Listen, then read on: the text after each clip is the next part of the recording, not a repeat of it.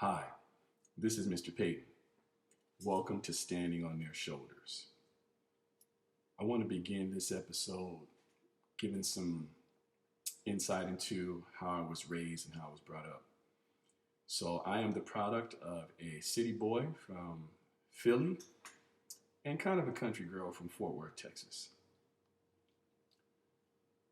One of the things that was interesting to me as a kid is life just seemed kind of hard unnecessarily. Like, it always seemed like things were a struggle. Um, I never put any blame on anyone for that, but I just always thought, like, man, I don't, as a little kid, you don't know you're black. You don't know any of those things when you're a kid. Because in my neighborhood, everybody was black. We all looked the same. There was a few Hispanics, Mexicans that lived in our neighborhood, but, you know, like, I didn't think that was a big deal.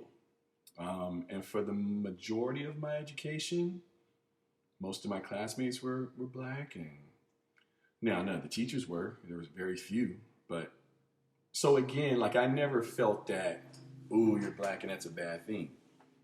I didn't start feeling any of that stuff, honestly, until my teachers told me. And I'll get to that in a second. But going back to my home, it just felt like it was always a struggle to have enough money. It's like we had to like ration meals. I remember comments being made like, we need to save some of that for later in the week. Or I can't until I get my check. Now, as an adult, I understand exactly what that means. But as a kid, I was like, but like why? Like, why can't I just eat everything that's on the plate? Or why can't I eat the leftovers there, over there, whatever? And what I know now is that the trauma from generations before are passed down to our kids depending on what our living situations are. So an example of that is my mother has high school education, so is my father. He went to the military, she just went right into the workforce. That doesn't necessarily mean that you're going to have a bad life. However, if you don't know how to budget, if you don't know how to manage money, if you don't know how to make the best out of those situations, then maybe it will. And I can't say that was the issue either. The major issue in our family was just that there was a divorce. And at some point, when you have one income trying to raise four children, that's just going to be difficult. So what I look at is, when they talk about generational wealth for other cultures, and you start to try to look for generational wealth in the black community, it's non-existent. And that doesn't mean it doesn't exist somewhere. But when I say non-existent, I say for the majority of black people that live in the United States, there's not a such thing as generational wealth. Unfortunately, there is a such thing as generational poverty. There is a such thing as generational debt. And you might wonder, how does something like that happen? Well, if the people who came before you didn't take care of bills, then those bills fall to you. If the people before you didn't own any property, then guess what? You have no property to be passed on. Or you end up having to sell it or having to pay the taxes on it because it wasn't taken care of, whatever. In other words, there are financial things that can be passed down that put you at a disadvantage from the beginning, or just lack of information. I know for me, when I think about some of the things that happened to me when I was younger, for example, applying for my first set of student loans or what's the other word I'm thinking of? Financial aid. Nobody really knew how to do that, so I did the best I could on my own. And so if there was somebody to be able to give me that information, maybe I could have made some different choices. Now, fortunately, I figured it out. But how many people didn't figure it out who are in massive debt issues right now? So that's one way that the issues from your past can come back and become part of your life. Another way to look at it outside the financial side is just behaviors and practices in the home. If you don't grow up in a home where people read a lot, then you're not going to have, that sense of literacy. If you don't live in a home where things like college and things like that are pushed forward, then you're not going to have that opportunity. Again, I'm not saying I didn't have that experience. I just recognize now as an educator that when I talk to black kids, they're like, what do you mean I should be reading every day? I read in class, or what do you mean I should walk every day? I play sports or I play at the playground. My point is that there's not a deliberate sense of things being taught that are good for your mental, physical, financial health. That's what I'm talking about when I talk about my family and talk about how in the black community, there is a, there could definitely be, it could definitely be said that we are at a disadvantage from birth.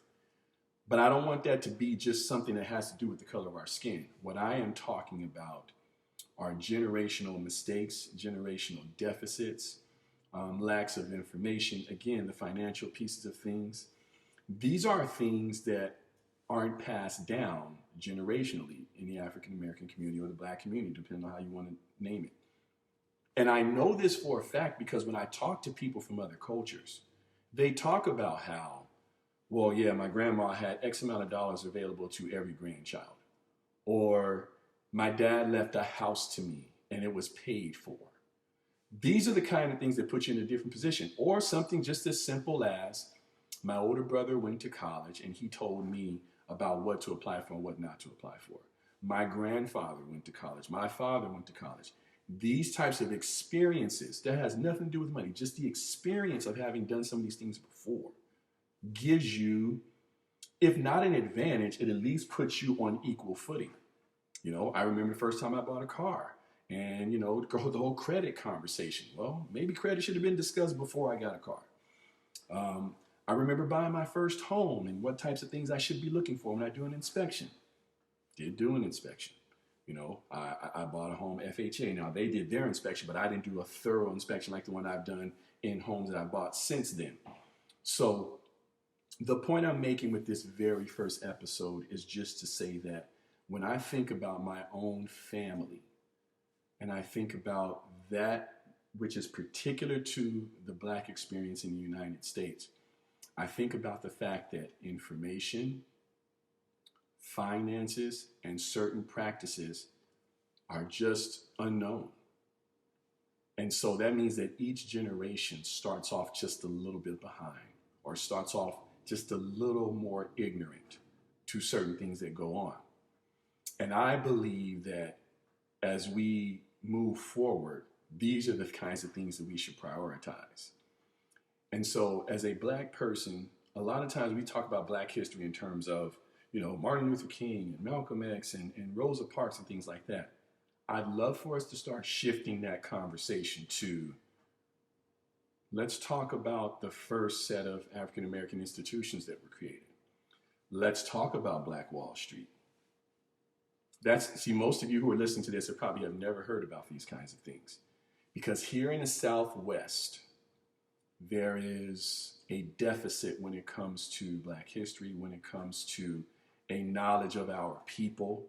And to be completely honest, there is a deficit of pride in what African Americans, black people, have already done. So there's this anguish we have, there's this anger, there's this frustration, and there's just a lack of knowledge. And I believe that as we move forward, if we can just correct those simple things, start to share some of the accomplishments financially in our past, share some of the accomplishments academically in our past, then our children grow up with a different perspective on what's possible. Don't get me wrong, there's nothing wrong with sharing the stuff that we've done in entertainment or in civil rights, but that's only part of the picture.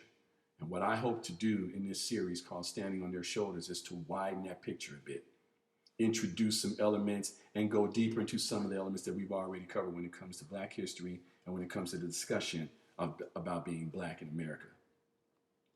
My name is Mr. Payton, and I want to thank you for your time, for paying attention to this episode. Again, it's called Standing on Their Shoulders, and the goal is just to get a good positive conversation going around black history, black accomplishments, and the black culture. I hope you like this video and subscribe to my channel. Thank you for paying attention. Thank you for watching. Have a great day.